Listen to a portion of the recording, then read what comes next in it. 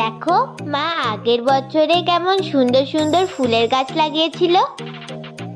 আমাদের ছাদে কসমস, গাঁদা, কাঠগোলাপ, গোলাপ, জারবেরা, ক্যালেন্ডুলা আরো অনেক রকমের ফুল ফুটেছিল।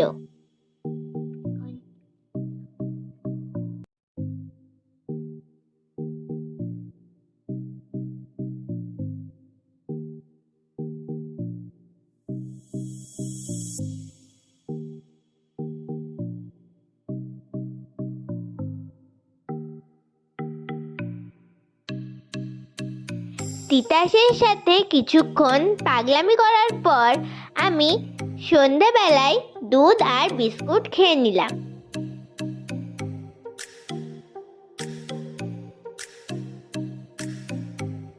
নতুন ক্লাসের নতুন নতুন পড়াশোনা আমার খুব ভালো লাগে।